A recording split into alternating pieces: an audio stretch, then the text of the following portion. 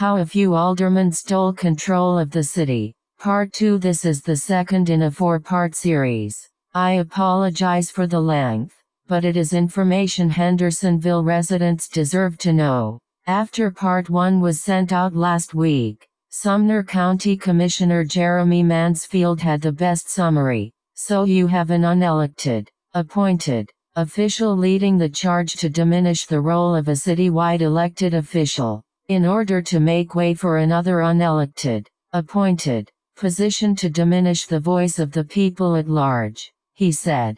True. At the first vote to create the position of the city administrator, the 7 aldermen, which Hendersonville Alderman Andy Bolt and Rick Fox, the head of the ad hoc committee, predicted would vote yes to the motion, did indeed vote yes. Bolt and Fox had indicated in an email they knew which alderman would vote yes before the meeting. Previously, February 2019, the ad hoc committee, which was to conduct a study to see if Hendersonville should hire a city administrator, had released an 80-page report to the board which culminated with recommending the city hire an administrator. Bolt didn't think residents would read all 80 pages, his words, not mine. So, he asked Fox for a 2-page summary. It is worth noting that as soon as Jonathan Hayes received the summary, he forwarded it on to Rachel Collins, the person he knew would be running for Alderman Darrell Woodcock's seat a year later.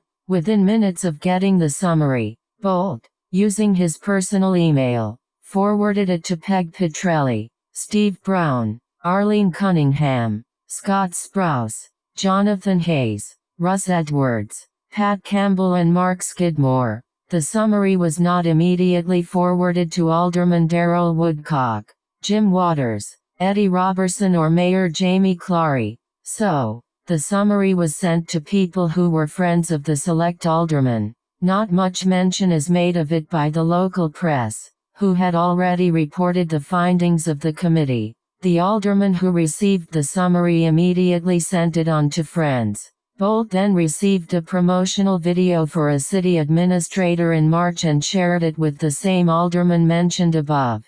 The odd side note is that he also sends it to Parks Director Andy Gilley, who replies, "Nice. Keep that in your back pocket." This later makes sense when I discover emails showing Andy Gilley was doing background research on the mayor to help Bolt with his election campaign while he, Gilley, was on the clock for the city. Also interesting is that up until March 10, 2019, none of the aldermen received an email from a constituent supporting the hiring of a city administrator, at least none on public record.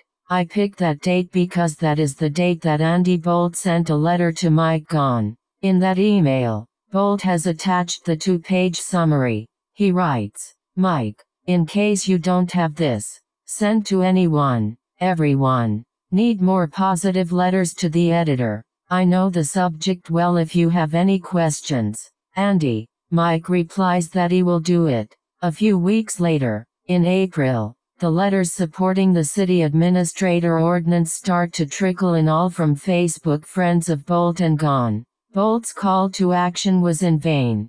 Despite his forwarding the executive summary to numerous people to drum up support, the letters which came in to support the position weren't even close the number against the city administrator. When I read the emails, it was easy to see Bolt began to get frustrated with the negative attention the proposal is receiving. By the first week of April, almost every email Bolt replied to contained insults against Mayor Clary and, sometimes, even the letter writer.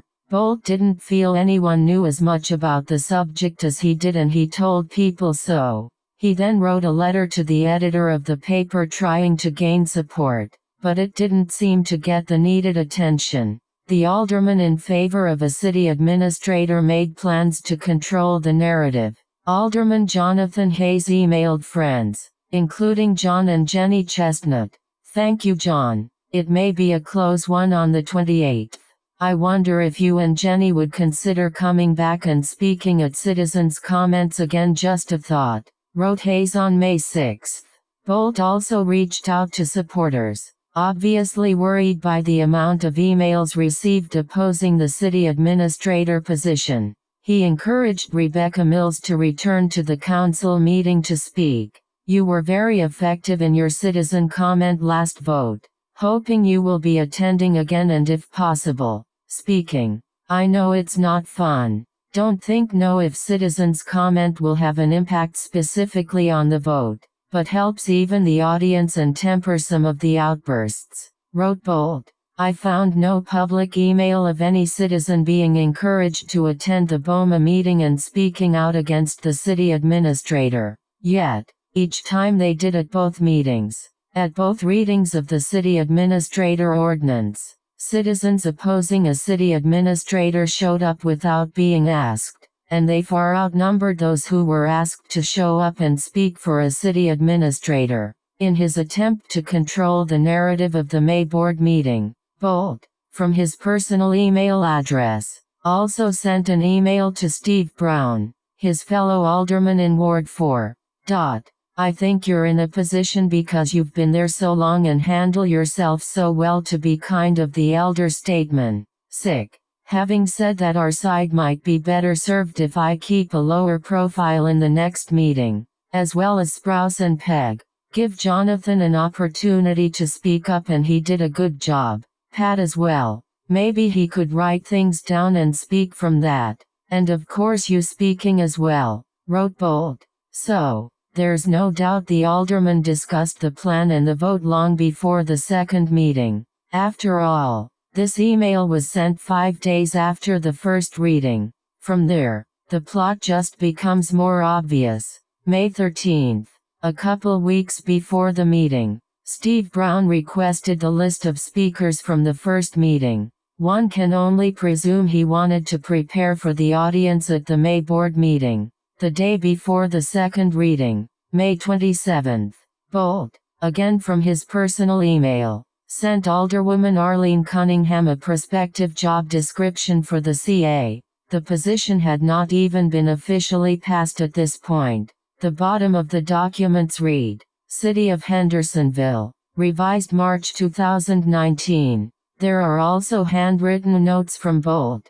Aldermen and city employees I contacted could not remember any such revisions taking place. So, the second reading of the city administrator ordinance was held at the May 28 Boma meeting and, as expected, the same 7 people vote in favor of the ordinance and 6 people vote against it. From there it was an easy jump for the 7 aldermen to speed up the timeline of the hiring of a city administrator. So, a position that wasn't supposed to take place until 2020, is suddenly placed on the agenda in September 2019.